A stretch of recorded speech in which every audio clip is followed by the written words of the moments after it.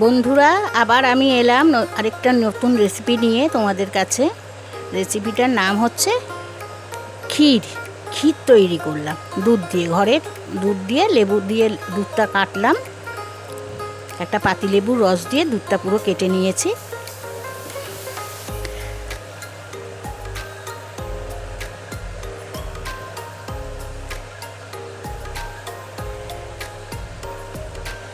ভালো করে এটাকে একটু নাড়িয়ে দিলাম, নিচে না লেগে যায়।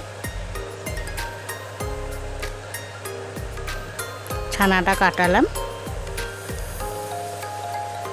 দেখুন বন্ধুরা একদম কেটে গেছে, পুরো জল, পুরো দুধটাই পুরো ভালোভাবে কেটেছে।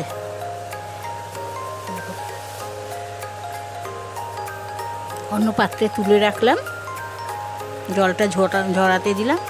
এবার সেটাকে ফ্রাইং প্যানে দিয়ে দিলাম। দেওয়ার পর একটু নেড়ে নিলাম। নেড়ে নিয়ে এর মধ্যে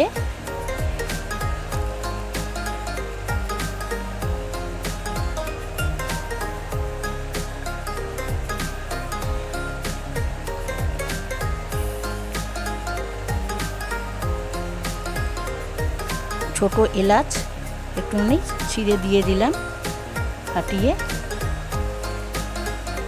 দুটো ছোট এলাচ দিয়েছি।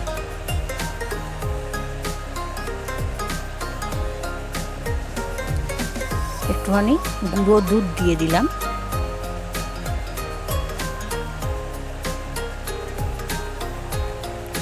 দু হাতার মতো গুঁড়ো দুধ দিয়ে দিয়েছি।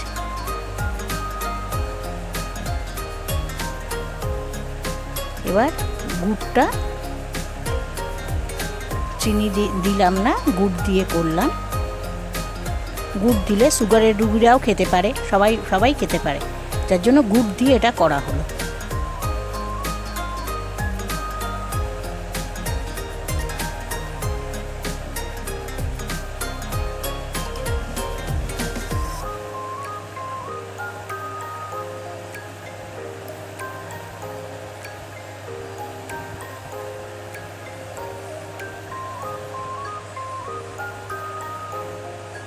ভালো করে এটাকে নাড়তে হবে যেন ভালো করে মিশে যায় দুধটা ছানার সাথে।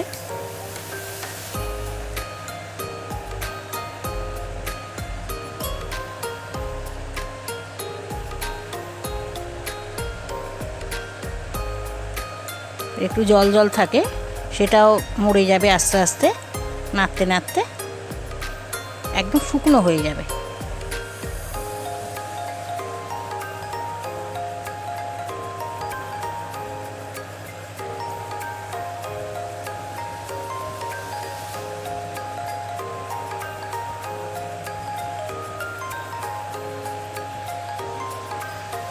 একটু কাজু কিশমিশ, একটু হালকা, হ্যাঁ অল্প অল্প যেন দানা দানা থাকে, পুরো পেস্ট করিনি, সেটা দিয়ে দিলাম।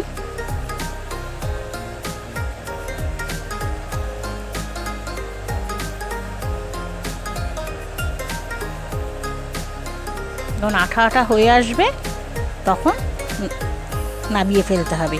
আর আঁচটা খুব আস্তে করে করতে হবে, একদম লো ফ্লেমে করতে হবে। একটু ঘি দিয়ে দিলাম।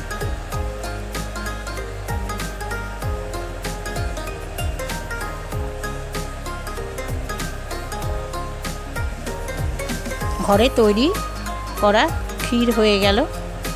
একদম ঘরোয়া, যা থাকবে তাই দিয়েই করতে হবে। দুধ থাকলে একটুখানি গুড় হোক, চিনি হোক, সব কিছু দিয়েই করা যায়। কাজু কিশমিশ সেটা দেওয়ার উপর, দিলেও হয়, না দিলেও হয়। দেখুন বন্ধুরা,